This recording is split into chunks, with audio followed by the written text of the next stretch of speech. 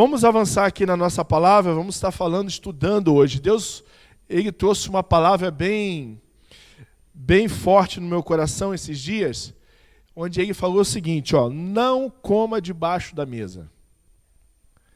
Onde nós não devemos nos alimentar debaixo da mesa, nos alimentar das sobras do banquete que Deus coloca diante de nós.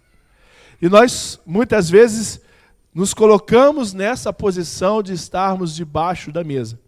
O contexto é bem interessante. Existia uma senhora que estava em Tiro, em Sidom, que fica no norte de Israel, fica bem no Líbano, na região costeira.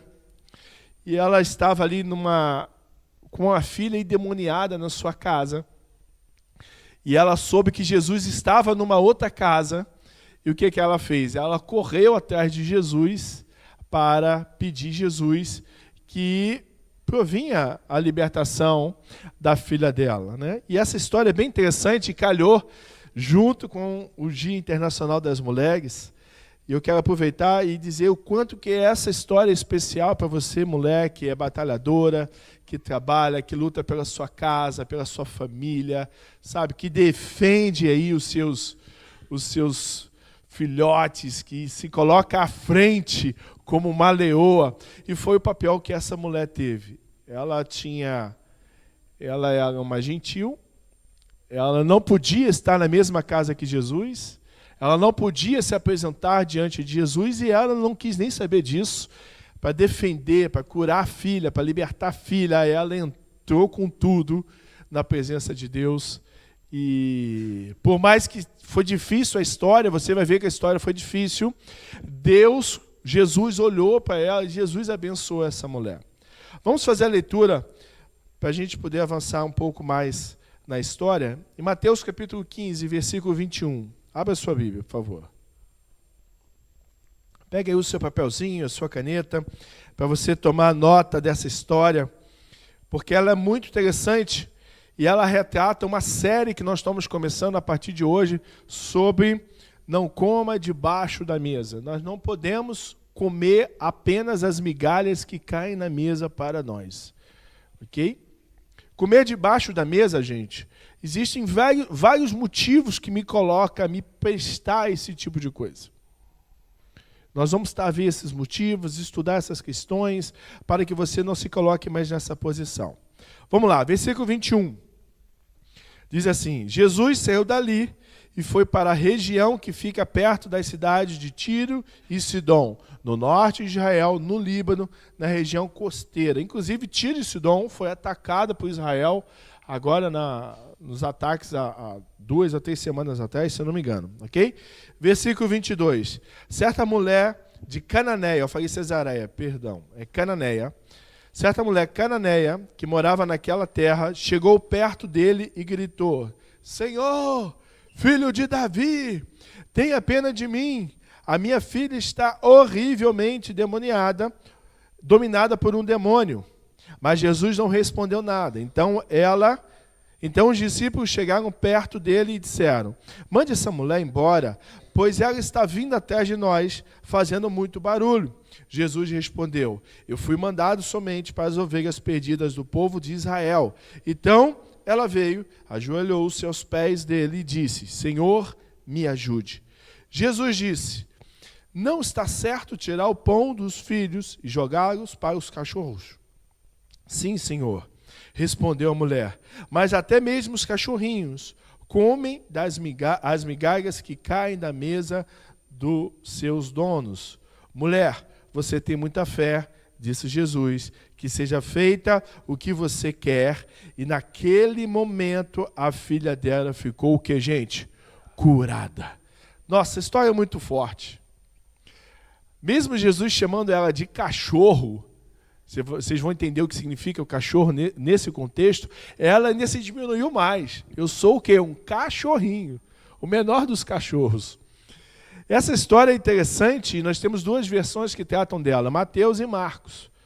Marcos tem um olhar diferente para a leitura desse contexto e Mateus tem um olhar diferente. Eu estou lendo pelo olhar de Mateus e vou trazer algumas pinceladas do que Marcos viu desse cenário, ok? Então, essas duas cidades que ficam na região da antiga Fenícia eram um povo inimigo de Israel. Era um povo chamado de gentil, um povo que odiava o Israel e Israel não gostava desse povo. Jesus andou e ficou perto dessa região de Tiro e Sidom ali, ok? Fica nessa costa do mar Mediterrâneo. Uma cidade portuária muito importante para o Líbano até os dias de hoje. E que naquela época pertencia ao governo, ao Império de Roma. Aquela mulher, ela saiu, versículo 24. Bota em Marcos 7, versículo 24, uma outra versão.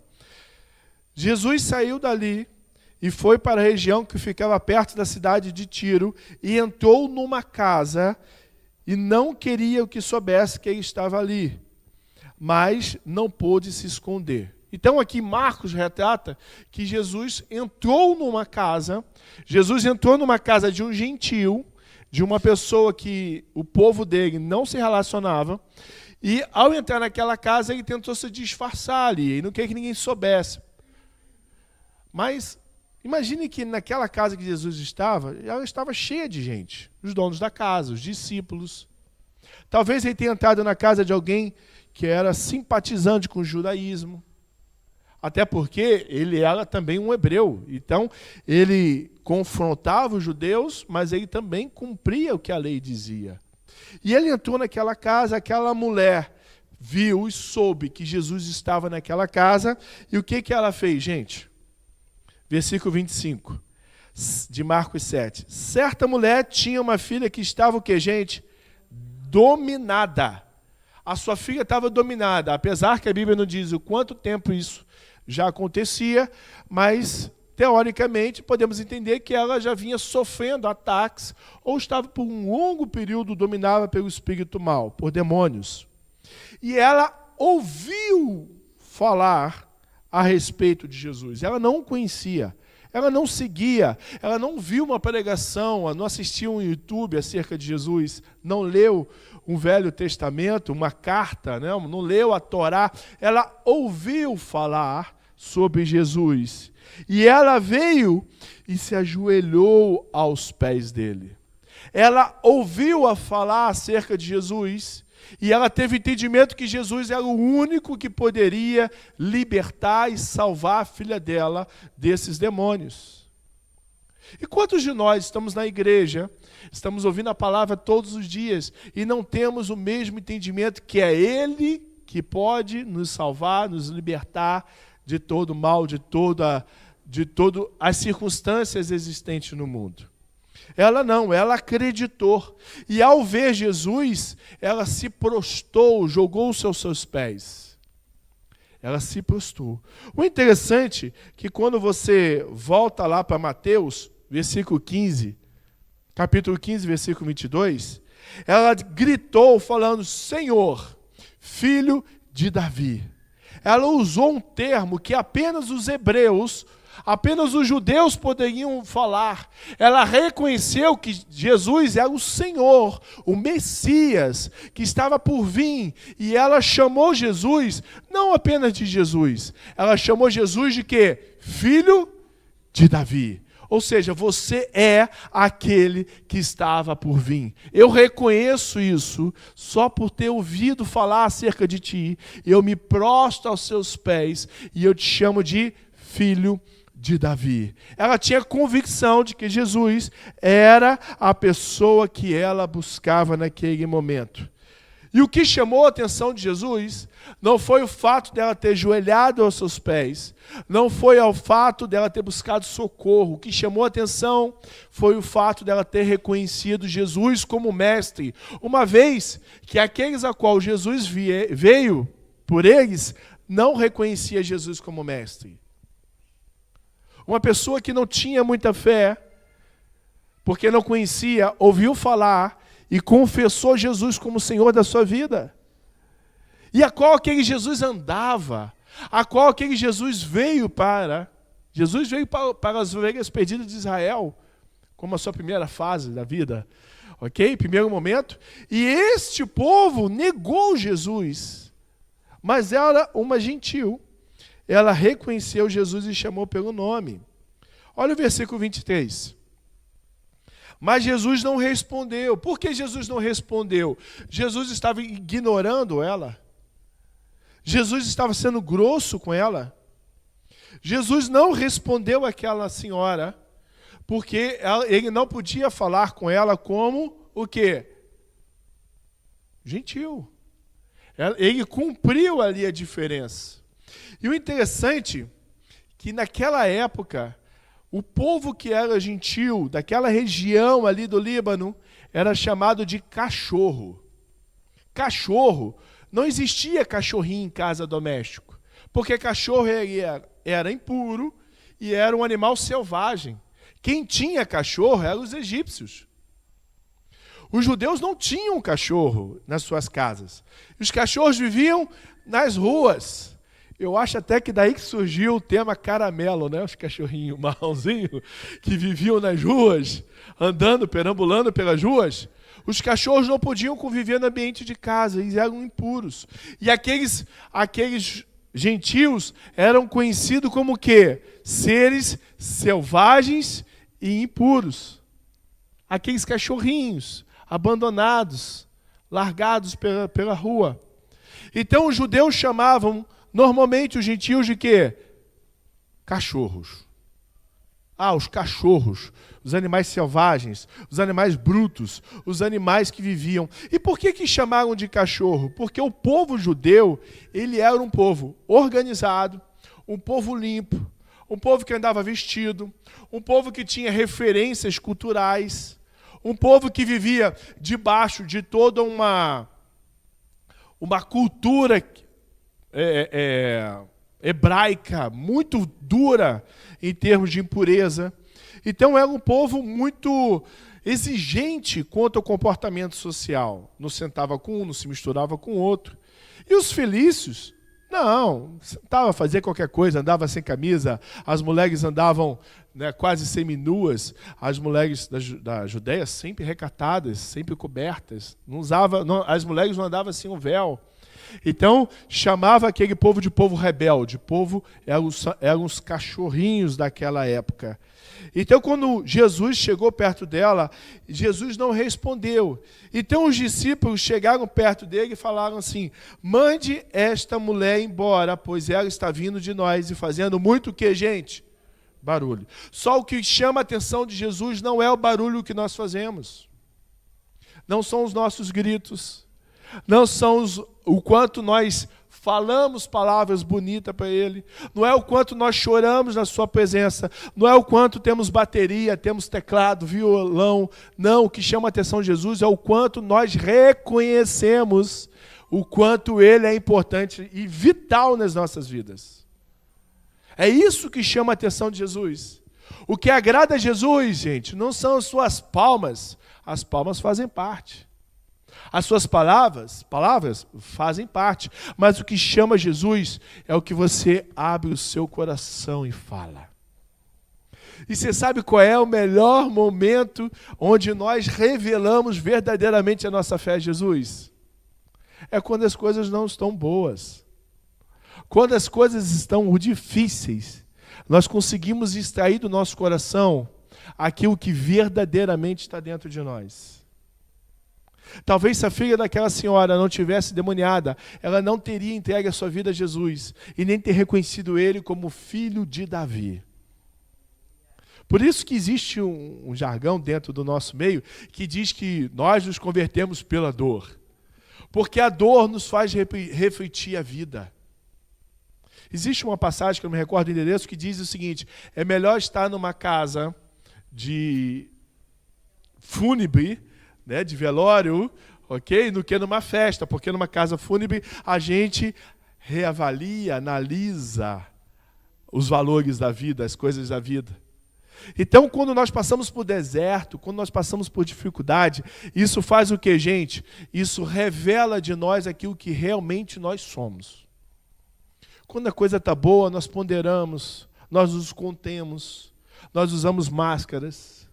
Nós buscamos disfarçar as nossas infelicidades. Nada contra, mas alguns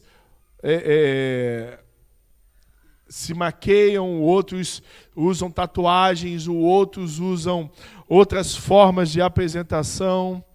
Ok? Então, cada um de nós revela aquilo segundo a sua vontade. Vem cá, meu amor, por favor.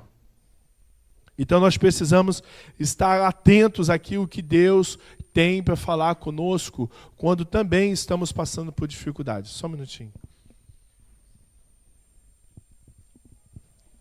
Então, nós precisamos estar conectados com o momento que nós estamos passando. A dificuldade nos revela aquilo que realmente nós cremos e buscamos de Deus. Então, louve a Deus nos seus momentos difíceis. Louve a Deus diante das ondas grandes, diante da adversidade.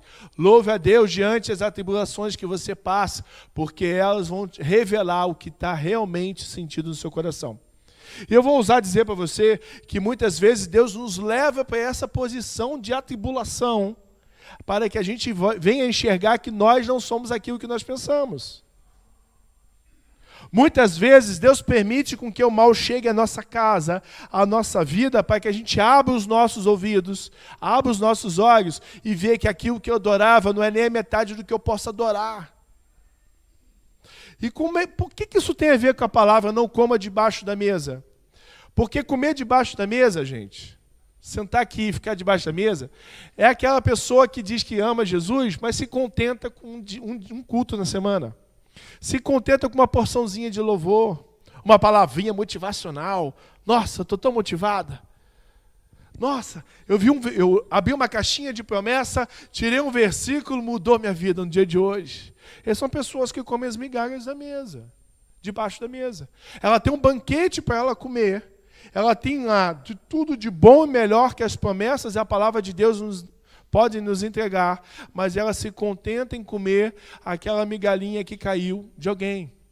Eu conheço irmãos, vou dar um exemplo da minha casa lá, dar um exemplo pessoal. Meu filho Gabriel gostava de ter um carro, um tempo atrás. E ele falou assim um dia, revelou o desejo do coração dele. Pai, eu tenho orado muito por você. Eu falei, por quê, filho? Eu estou orando para Deus te dar um carro novo e você me dá o teu. Eu falei, por que você não ora para Deus te dar um carro? Não, pai, eu não tenho como comprar um carro. Eu estou orando para Deus te dar um carro novo, para Deus te ajudar a você comprar um carro melhor e você me dá o teu. E aí eu acabei embarcando nessa história, né? Fui comprar o carro, e aí eu falei assim, Deus, se tu me der o carro que eu estou te pedindo com as minhas condições, eu vou dar o meu para o meu filho. E assim Deus fez. Acabou que eu dei o carro para o meu filho e fiquei. Aí ele já falou agora, pai, estou orando para que você troque de carro, porque o dele quebrou agora, né? E aí ele falou, estou orando para que você troque o seu carro rápido, que o teu carro já não está bom para você, para que você me dê o teu carro para mim. Aí eu falei, cara, deixa você sem vergonha, vai trabalhar e pagar as tuas contas.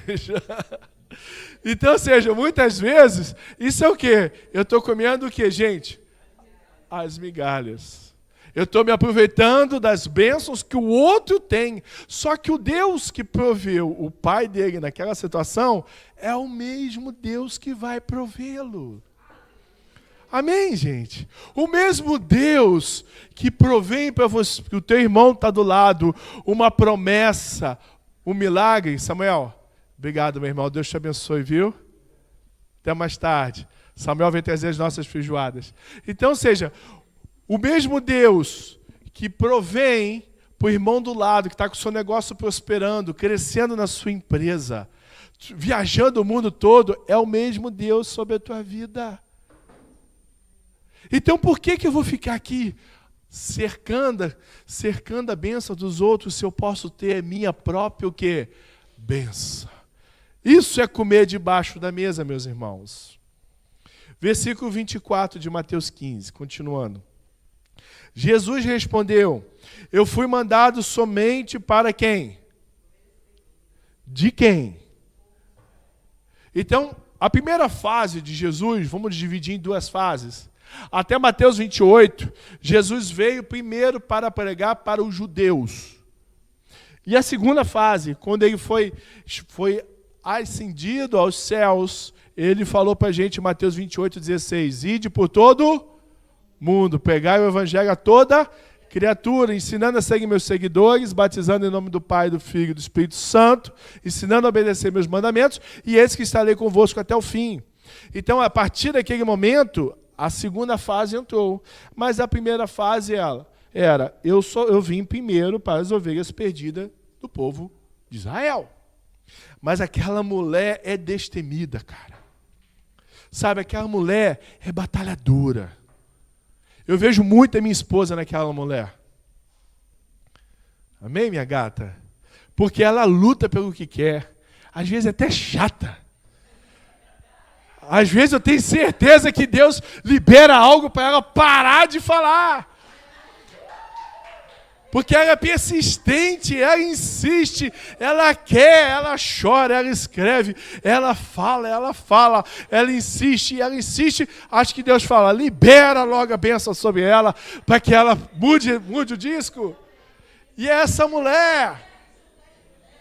Isso é mulher de fé, amém? Nós temos várias mulheres aqui assim. Mulheres que não desistem das suas casas, de terem a sua privacidade, mulheres que não desistem da libertação dos seus filhos, que não desistem de construir um relacionamento. Gente, isso é muito bom. O que seria de nós sem essas ajudadoras nos impulsionando? É muito bom. Posso contar uma historinha para te descontrair um pouquinho? Teve um acampamento de missionários, né, de pastores e tal, e aí tinha um lago, e no meio do lago tinha o quê? Uma tenda. E estava todo mundo aí, um alpendre, no meio daquele lago, orando, buscando a Deus. E, de repente, um mais abastado ali financeiramente falou o seguinte, quem conseguir atravessar esse lago, que está cheio de jacaré, e chegar do outro lado, eu vou dar 1 milhão. E aí começaram a orar. De repente, escutaram um tchubum, o cara nadou, chegou do outro lado. E aí, o pessoal saiu daquele alpendre, chegou para ele e falou o seguinte, e aí, o que houve?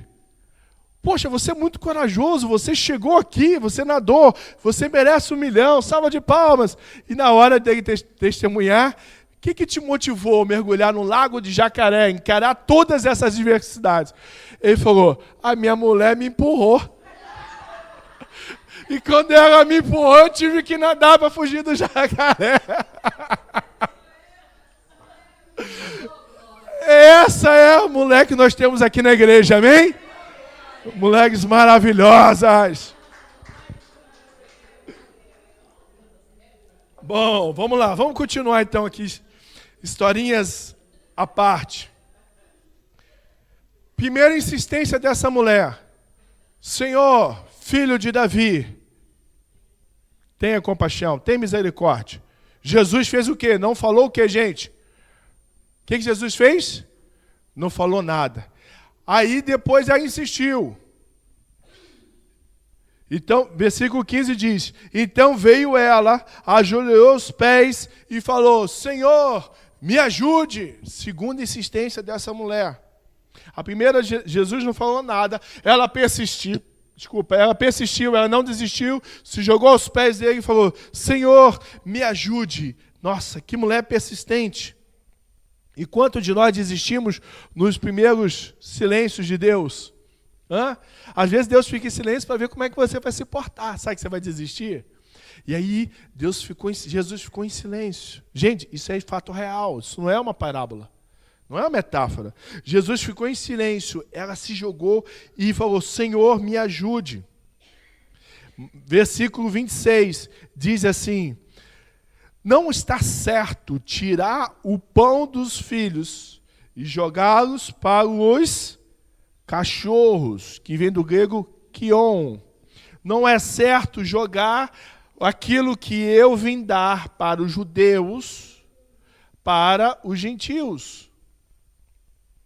Aí, ela continuou, ela não desistiu. Versículo 27.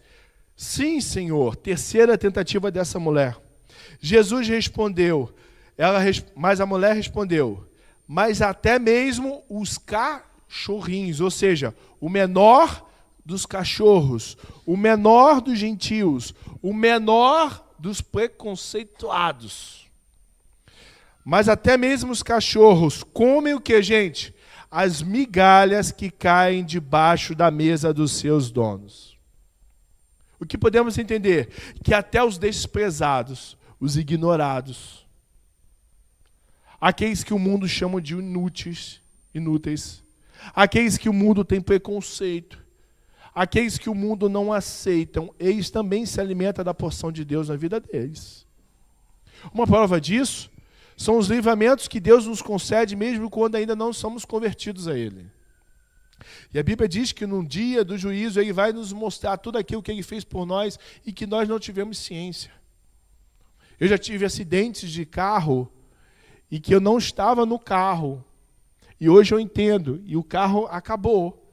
E eu entendo que se eu estivesse ali, eu teria morrido. Foi um livramento de Deus. E nessas missões loucas que a gente vem fazendo, já estive na mão de bandidos, já estive em situações terríveis, rebelião dentro de presídio. Nós estávamos lá e Deus nos livrou. Então são livramentos que a gente só vai ter ciência à medida em que a gente se relaciona com o Pai. O dia que o Pai desejar revelar para a gente aquilo, tudo que a gente tem passado. Aquela mulher insistiu 3 vezes e ela não parou. E se Jesus não tivesse dado atenção para ela, ela com certeza ia continuar mais uma vez, porque ela sabia e tinha certeza que Jesus era a esperança para o livramento da filha dela. Ela persistiu ali. E muitas vezes, Deus é resistente em nos ajudar para revelar a nós se realmente é aquilo que nós queremos.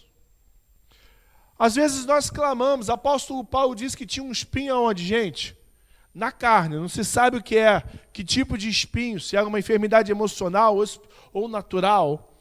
Mas ele diz o seguinte, eu orei a Deus 3 vezes e Deus não me livrou. Então glorificado seja o nome do Senhor. Tem coisas que Deus não vai remover da sua vida, porque Ele precisa que você amadureça com aquilo e gere respostas melhores acerca daquilo. Existem dificuldades que vão se levantar diante de nós para ver se é isso mesmo que nós queremos, ou apenas uma criança pedindo a Deus um brinquedo diferente. Então, essa persistência é o que vai fazer a gente conseguir quebrantar o que Jesus fala. Versículo 28. Jesus diz assim, mulher, você tem muita fé, disse Jesus, que seja feita o que você quer. E naquele momento, a filha dela ficou o que, gente? Um milagre instantâneo e imediato. Para alguns, Jesus sujou de lama os olhos e falou, vai lavar. Para outro diz, me dá uma palavra que eu vou levar. Para outro, Jesus teve que ir lá tocar. Para ela, foi por distância. E foi imediata. Ela não precisou, nem houve uma posição de mão sobre a filha dela. Jesus, na hora, falou, vá, que a sua filha está curada. A persistência dessa mulher fez um milagre imediato. Imediato. Imediato. Isso aqui mostra para nós a capacidade que Deus tem de atender o nosso pedido de forma o que, gente? Imediata. Mas depende da nossa persistência. Depende da nossa insistência, da nossa constância. Jacó falou para o anjo, me larga que eu preciso ir, já está amanhecendo. Jacó falou, daqui tu não sai se não liberar sobre mim a tua bênção. E Jacó lutou com o anjo, até que o anjo deu uma paulada, uma queixada nele aqui, na coxa dele. Então nós temos que fazer isso, lutar por aquilo que nós queremos. Lutar, persistir. Não é discutir com Deus, não é ofender Deus, não é brigar com Deus, mas encarar a adversidade e falar, eu tenho Deus capaz de resolver essa situação. Eu creio numa fé que pode curar instantaneamente, libertar, abrir as portas. E se não for o momento, aprove o Senhor. Se não é o momento, aprove o Senhor. Nós damos mais valores a Satanás do que aquilo que Deus está fazendo. Nós falamos assim, porque Satanás está me destruindo, porque Satanás... Não, gente, talvez tenha sido o próprio Deus que não está na hora de entregar nas suas mãos a bênção que você está pedindo. Essa semana aconteceu um fato muito interessante. Eu queria uma coisa importante, eu estava apto, eu estava preparado, eu estava pronto, e eu falei, Deus, eu quero, me bota nessa posição. Orei segunda, orei terça, orei quarta. Deus não me botou, botou outra pessoa. E eu fiquei atribulado aquele dia. Não consegui dormir bem. De madrugada Deus me acordou. Eu senti alguém me acordando, fui passar lá, orar. E naquela oração, eu senti no meu coração assim, eu não quis te dar. Ou seja, até aquilo que eu estava pronto, preparado, capacitado, eu queria, era a minha vez, na minha mente, Deus falou, eu não quis te dar. Então, ou seja, aprove o Senhor, é a vontade dEle. Acima das nossas vontades existe a vontade de Deus.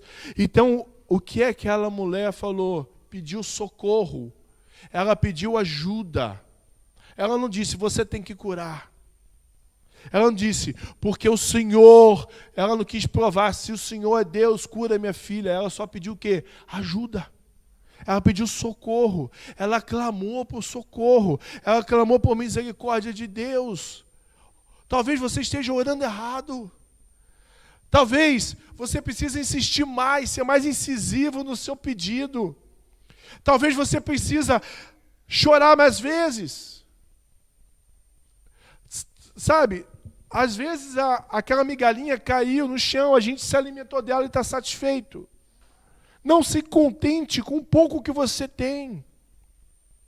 É incompreensível você vir no culto de domingo uma vez por semana e achar que a sua semana toda vai ser em paz, vai ser de prosperidade, de bênção, de alegria.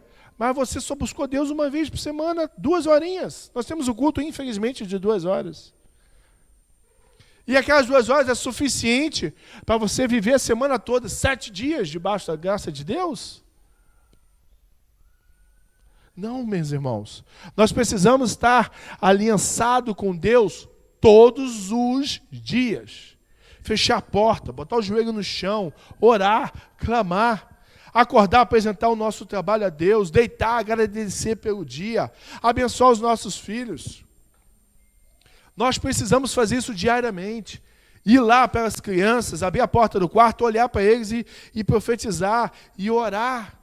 Sabe, orar para as nossas contas e apresentar a Deus as nossas necessidades, ao invés de reclamar.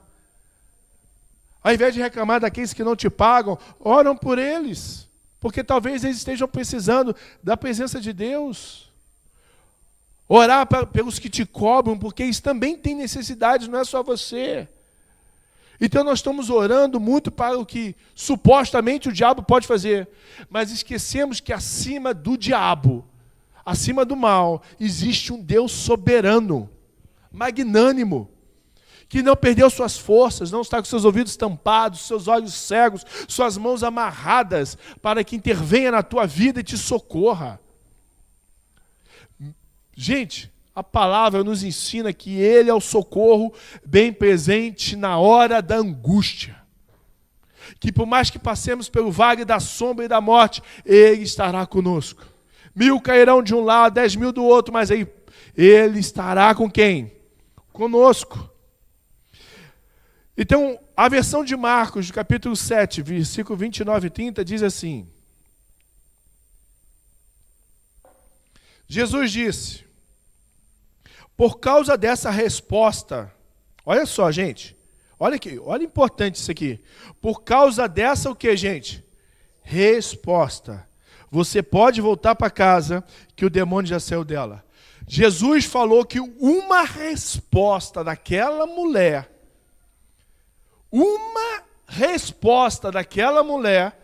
mudou tudo acerca daquela situação.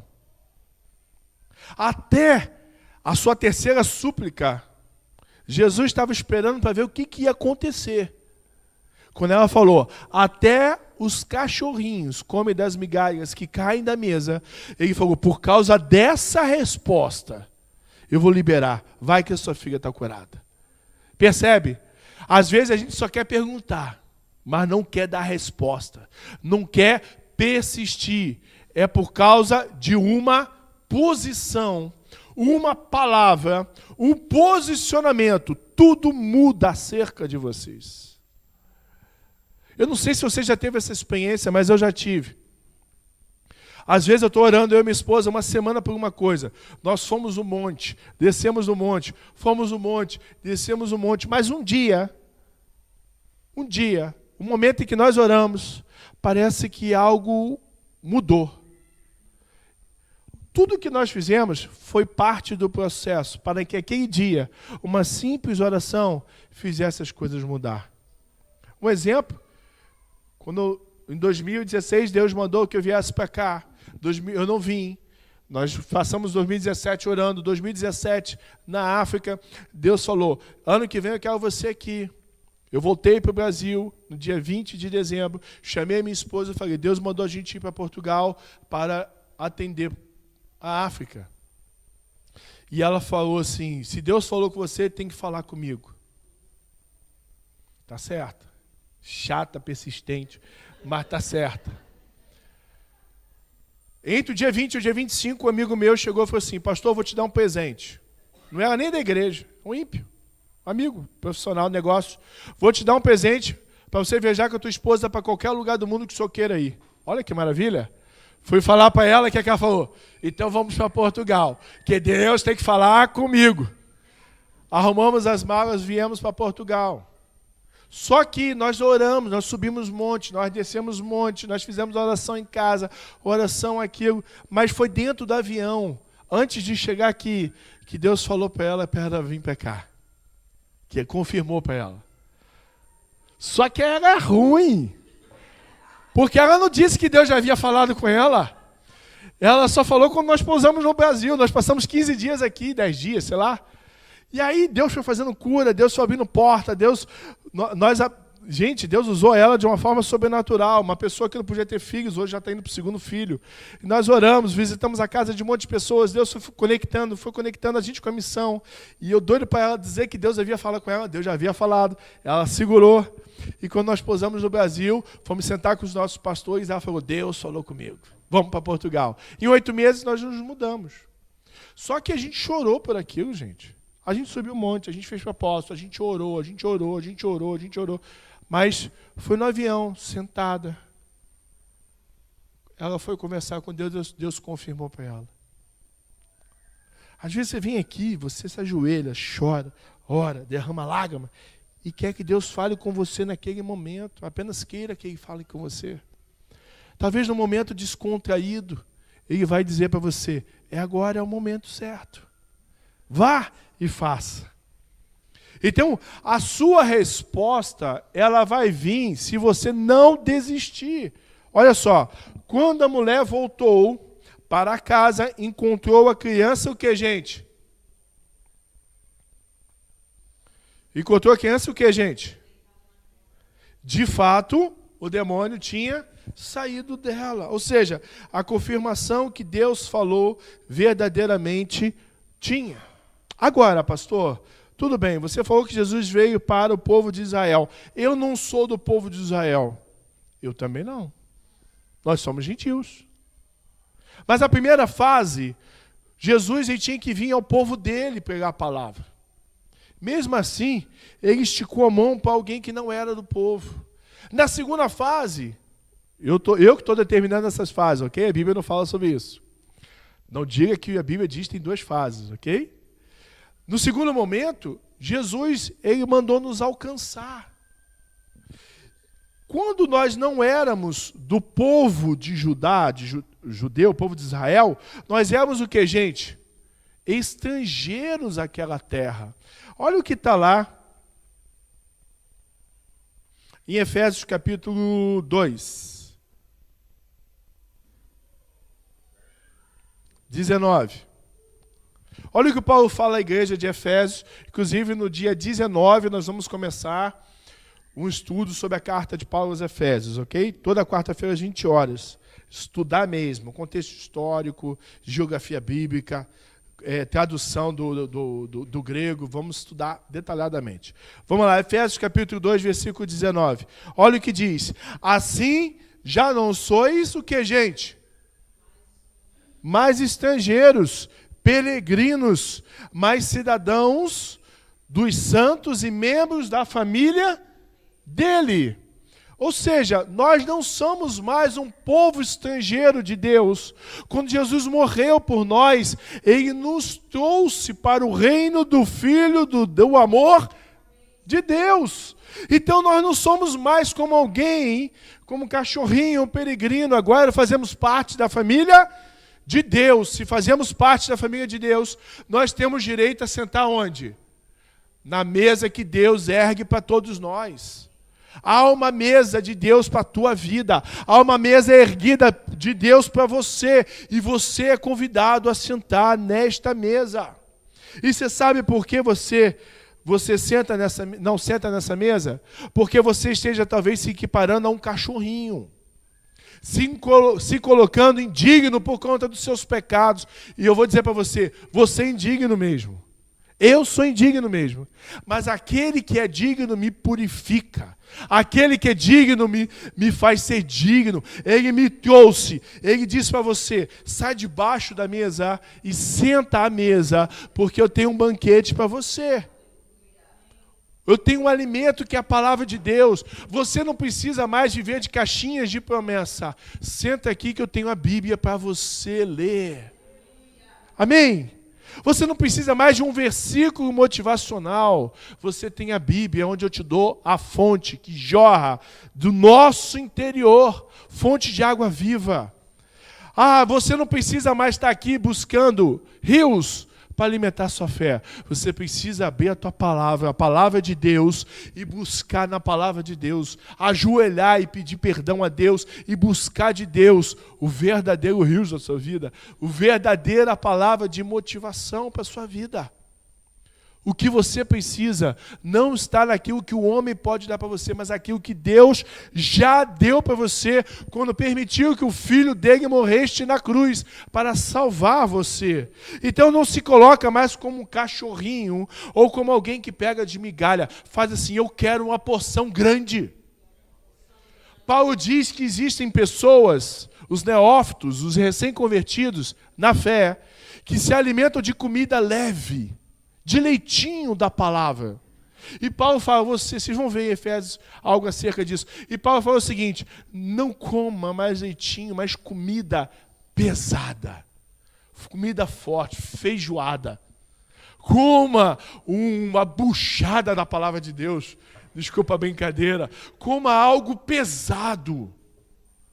Algo substancial. Algo que vai te chocar, que vai confrontar você.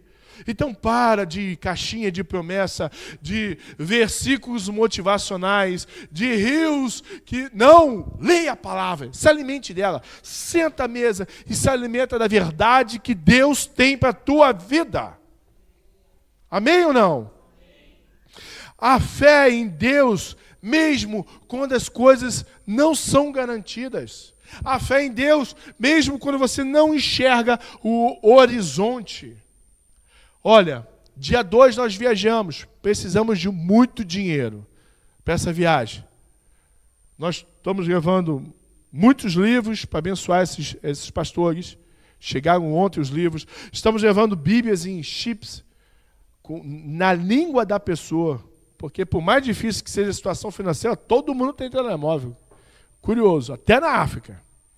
Então nós estamos levando Bíblias em fula, em papel, no dialeto da pessoa, filme de Jesus no dialeto da pessoa. Mas nós não temos hoje nem 1/5 do valor que nós precisamos. Mas nós vamos. Nós vamos. Porque se for da vontade dele, vai dar certo. O dinheiro vai vir. Ou ele vai dar um jeito. Mas se não for da vontade dele, não existe isso. Se você é submisso a Deus, Se você está debaixo desse guarda-chuva da tua fé, se você está sentado à mesa, você vai usar a tua fé como aquela mulher usou para romper os seus limites, para ter um ano de superação. A fé não nos faz ser inconsequentes. A fé nos dá encorajamento para avançar. O conceito da fé, Hebreus capítulo 11, versículo 1 é o quê? O firme fundamento das coisas que não existem, mas traz a existência. Então, não existe dinheiro, não existe porta aberta, não existe casa, não existe suprimento de cabaz na tua casa, mas eu estou firme de que Deus está comigo e Ele vai prover. Eu não vou deixar com que essa preocupação me tire o foco do caminho que eu devo seguir em Deus. Percebe? Essa existência é nossa. Então nós devemos permanecer, devemos acreditar, mesmo que não tenha garantias. Deus não nega a sua graça a quem busca com sinceridade. Fala, Senhor, estou com meu coração triste, estou com meu coração ciumento. Estou com o meu coração preconceituoso. Conversa com ele, apresenta. Fala, porque senão ele não vai remover de você. Não devemos viver apenas das migalhazinhas. E por último, o reino de Deus se abriu para todas as pessoas. Já não existe mais a distinção de cachorrinhos. Não existe mais. Ninguém pode apontar para você e dizer que você é um gentil ou é um cachorrinho, porque Deus me trouxe da potestade das trevas para o reino do Filho do seu amor. Eu me sento à mesa com Deus. Para nós encerrarmos, eu quero dizer que pequenos momentos com Deus são migalhas, perto de tudo que você pode ter. São importantes, mas você tem muito mais do que pequenos momentos. Eu quero dizer que uma oração sem profundidade pode ser importante, mas tem muito mais para você ter com Deus. Ler a Bíblia só ocasionalmente podem ser migalhas. Você pode ler a Bíblia todos os dias. Quanto mais você se encher de Deus, mais forte e corajoso você vai se encontrar. Amém? Então vamos finalizar esse momento, chamar o louvor para nós orarmos, buscarmos aqui Deus. Mas eu gostava muito que você fizesse um ato simples, que você não olhasse hoje apenas para aquilo que te falta, mas que você olhasse hoje para Deus. Olhasse para Ele como o Senhor, como o filho de Davi. Olhasse para Ele como aquele que iria vir e veio. Olhar para Jesus como tudo aquilo que você precisa. Olhar para Jesus como tudo aquilo que você está a buscar nesse dia.